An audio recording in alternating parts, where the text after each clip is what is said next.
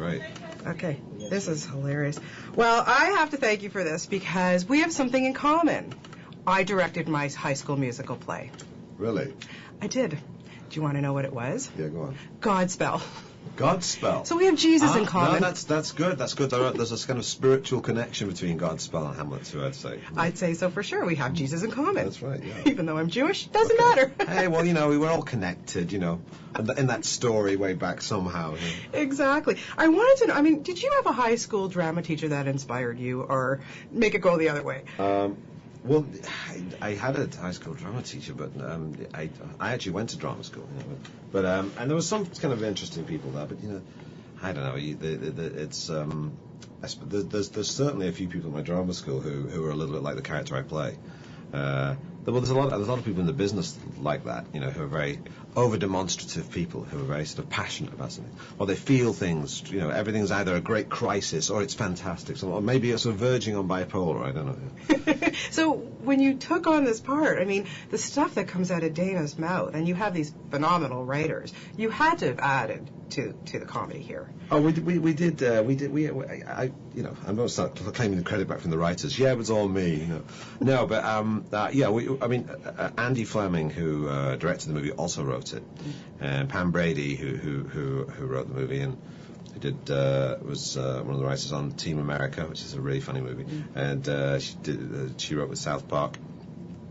She gave it kind of a real edge, and she was around a lot on the set, and we would talk about stuff, and I would add things if I thought they were funny or if I came up with an idea. I think there's one scene in the movie where I'm looking at colours, what colour the folder should be that my scripts go in, and we start talking about it, and he says something like blue is a very sad colour, and I look at it and start to cry. Now I think that was my idea. He said, could you have a comedy where someone looks at a colour and starts to weep? I thought, well, let's really try and do that. So it was really, really fun. And his look, oh my God, wearing the wig and the baggy pants.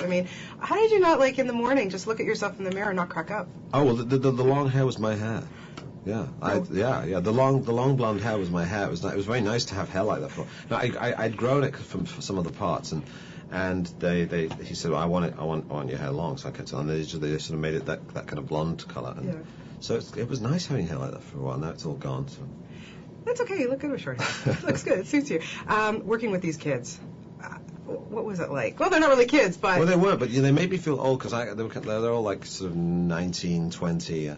It was kind of... it made me feel like I'm getting old, but they were good, they had a real good energy, and there was one actor called Skylar who actually on the set would he started making suggestions to me, saying, hey, why don't you do this? And I was like, what? And he'd say, yeah, if you do this might be funnier. And I listened to him, and I realized he was right. And I said, and so whenever I do it, I'd about to take this, I'd say, hey, Skylar, come here, yeah. You got any ideas? And he so you can learn something from everyone. Absolutely. The young can teach the old a lot. Is it true what they say, that if you can't be an actor, you become a drama teacher? Well, I think there's some truth in it, but that's not solely a bad thing, because we need teachers are very important, and it's not some people are suited to teaching. Some people who can't do teach.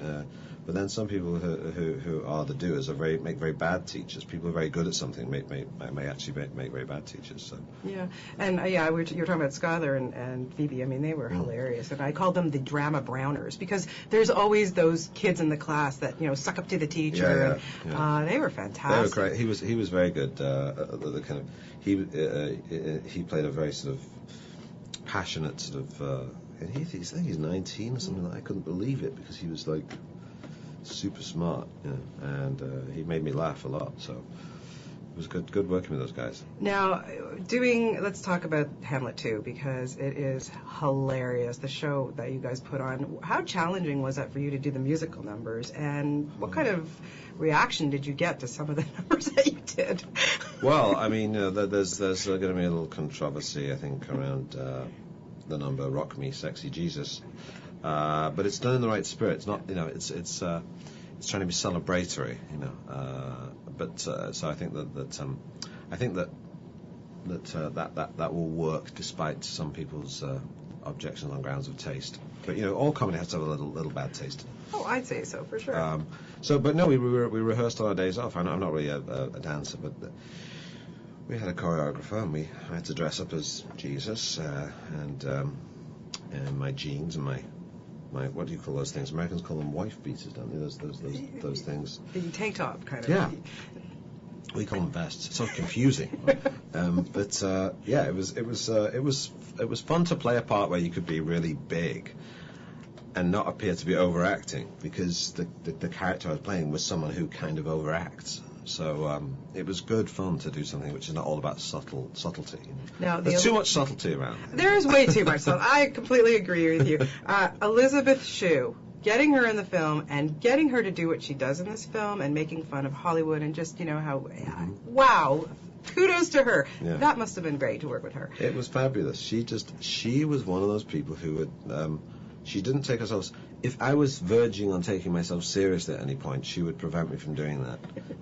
You take yourself seriously? Well, I would try to occasionally to get some respect, but it didn't work. It always backfired. So, but she was great. She just took laughed at herself, and she laughed at me, and she laughed at everyone, and she just totally went for it. She didn't blink. She was like, yeah, I'll play myself in a movie and laugh at myself. Yeah, I'm there. Yeah, it's really good. I think it's kind of funny. I think people kind of look at her in a slightly different way after this movie. I completely agree with you, for sure. Now, if you were to take any film, a favorite film, whatever, and make it into a musical, which one would you do and why?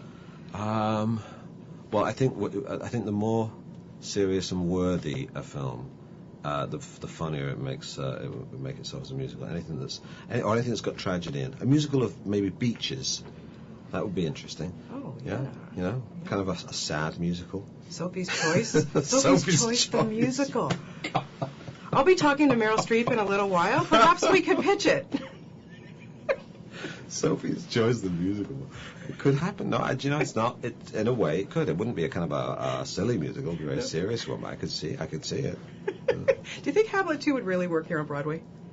I think, it's weird, because a lot of people see the movie, and because you only see snatches of the musical that he writes, some people are in there saying, I want to see the rest of this play. I want to see how it works, But I'd quite like to see it, because there's only the tiny bits that we invented for the screen, but I'd like to, I think it could, in a strange, yeah, I think it could work. I think you need to flesh it out. Yeah. Okay, you go for it. Okay. You were great in this. It's such a pleasure to talk to you. Thank you so Thanks much. A lot of fun this movie. Good. Thank you so Thanks. much. Good. Have a good day, guys.